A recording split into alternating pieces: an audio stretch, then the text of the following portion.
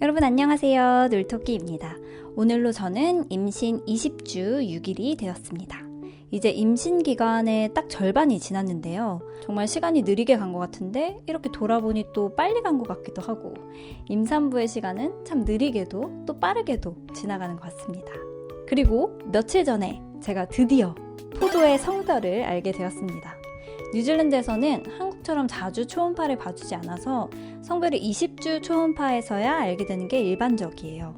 그래도 저는 14주쯤에 성별 힌트를 받은 게 있긴 했는데 그때는 아직 이르기도 했고 또 성별 반전이 있는 게 흔하다고 해서 저는 20주 초음파로 성별 확정을 받는 날만 손꼽아 기다렸습니다.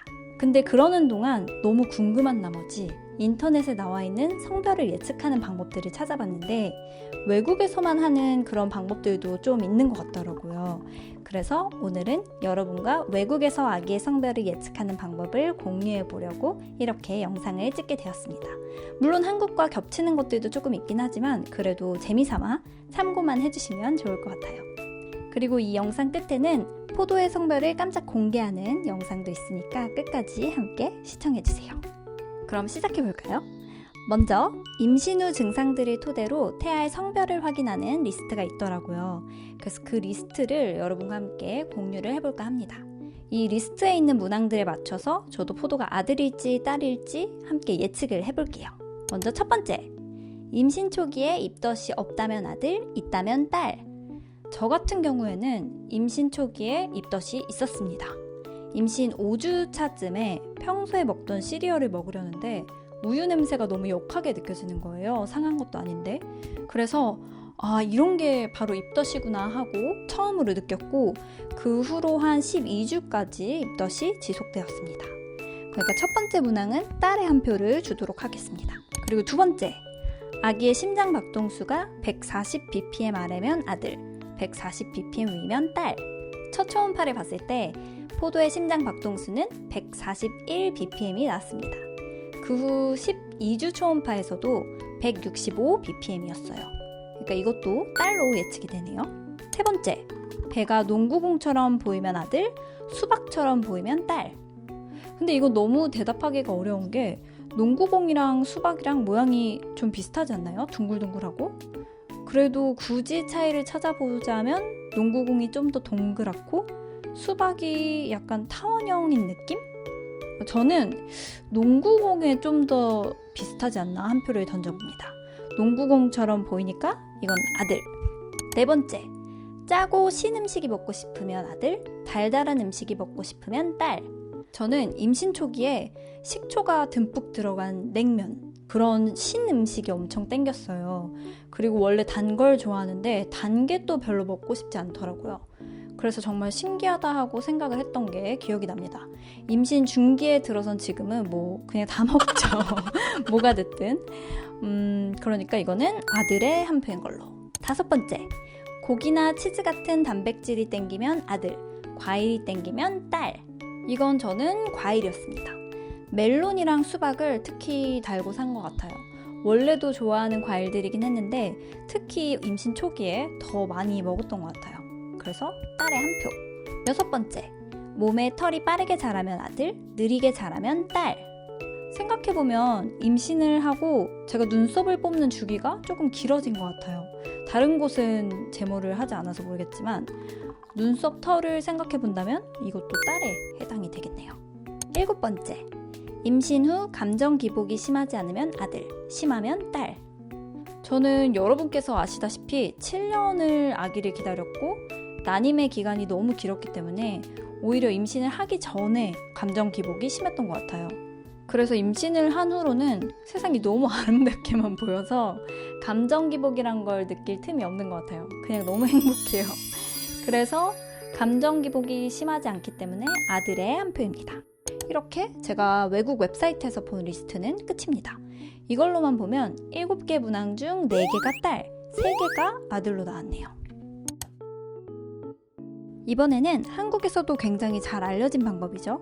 12주 초음파의 아기 생식기 각도를 보고 성별을 예측하는 12주 각도법입니다.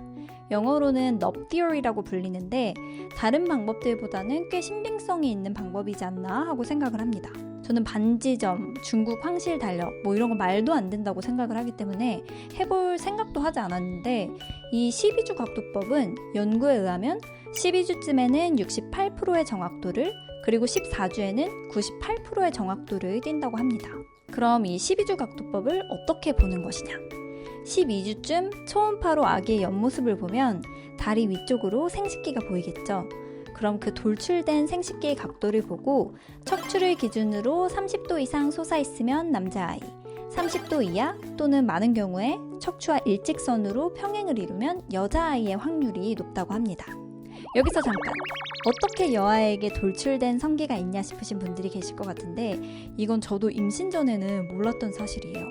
모든 아기들은 처음에는 성기가 돌출되어 있다고 합니다. 그러다가 시간이 갈수록 남아의 성기는 그 존재감이 더 뚜렷해지고 여아의 성기는 점점 몸 안으로 들어가게 된다고 합니다. 그렇기 때문에 아직 여아의 성기가 들어가지 않은 12주에는 남아, 여아 다 돌출된 성기를 갖고 있다는 뜻인 거죠. 저는 12주 초음파에서 포도가 너무 다리를 꼬고 있어서 정확하게 그 각도를 보기가 어려웠어요. 딱 보이는 각도가 있거든요.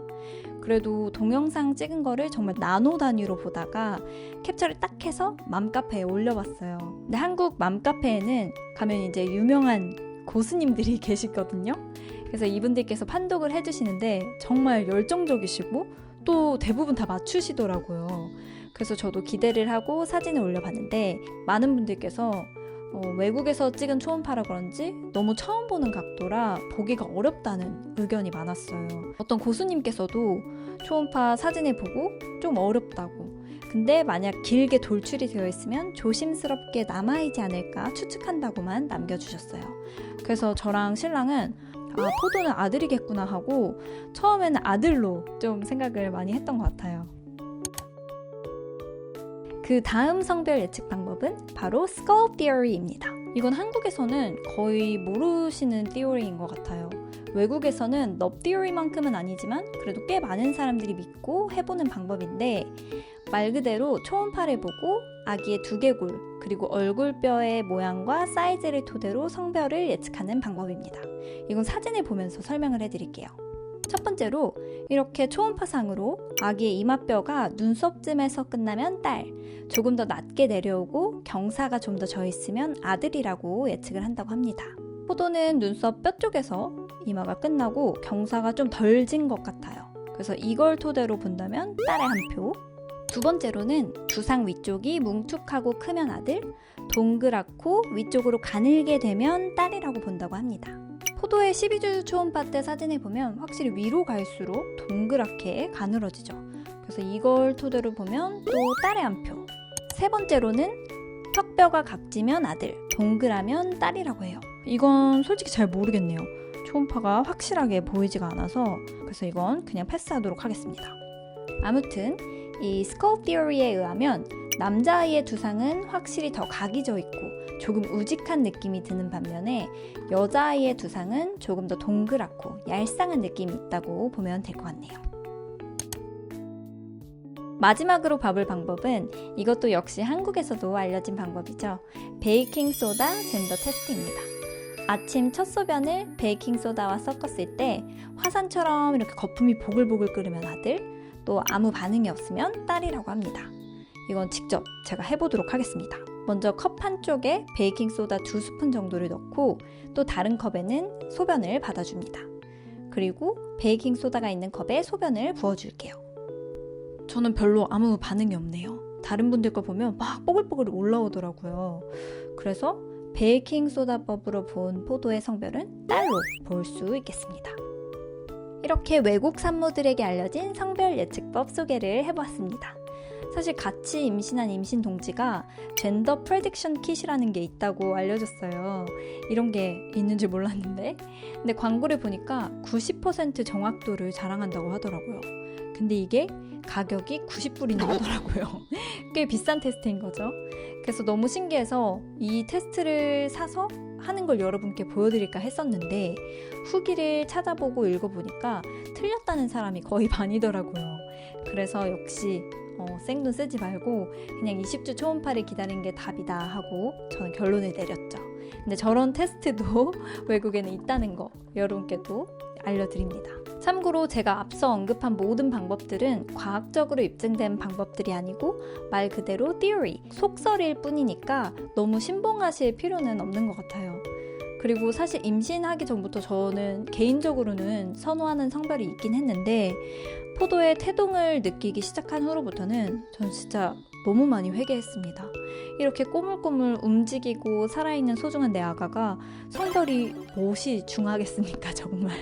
그저 하나님께서 가장 우리 가정에 맞는 아가로 보내주셨다는 것을 믿고 이 아이를 통해 일어나가실 우리 가정을 향한 계획을 기대하며 나아가는 게 중요하죠. 물론 그래도 아이의 성별이 궁금한 건 당연한 것 같아요. 아기에 대해 정말 아무것도 모르다가 얻게 되는 아이의 첫 정보니까요. 이 영상을 보시는 모든 분들이 특히 산모님들이 보고 계시다면 행복하게 임신기간 보내시고 만출 또 순산하시기를 응원합니다. 그럼 저는 포도의 성별 공개 영상을 보여드리고 마무리해 볼게요. 포도의 성별은 과연 아들일까요? 딸일까요? 지금부터 그 결과를 공개합니다.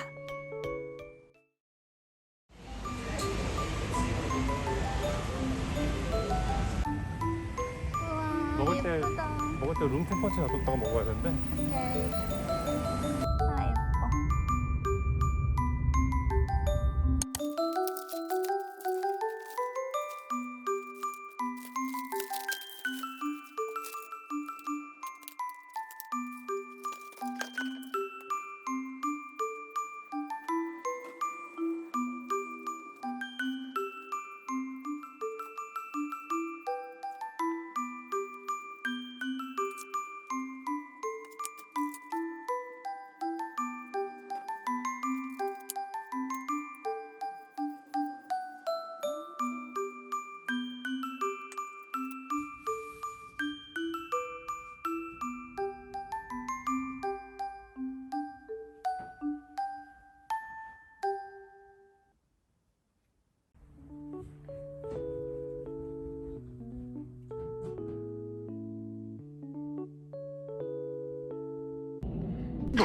문 닫아주세요.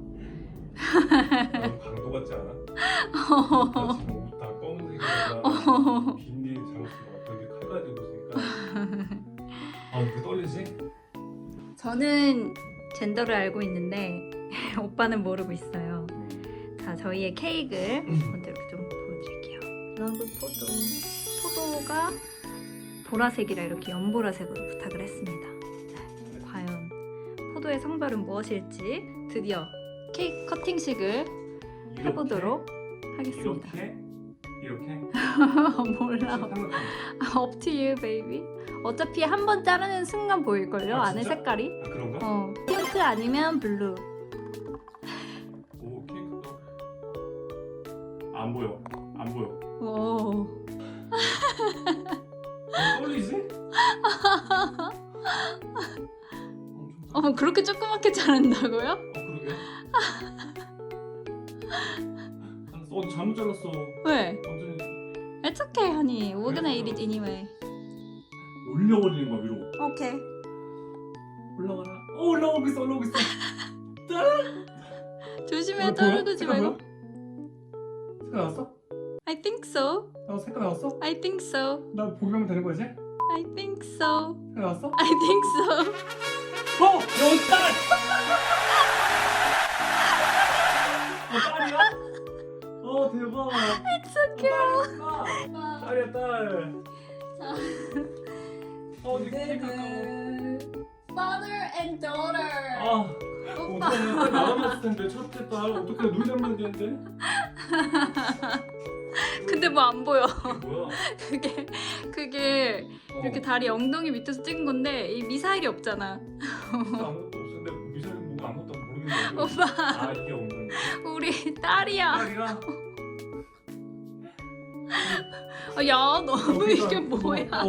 이거 내가 먹을게. 와, 근데 케이크 너무 예쁘다. 손안에. 어때 기분이? 딸 아빠가 된다니까? 모르겠네. 딸이야.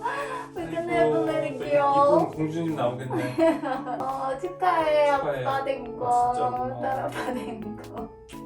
딸아빠 되겠다, 그치?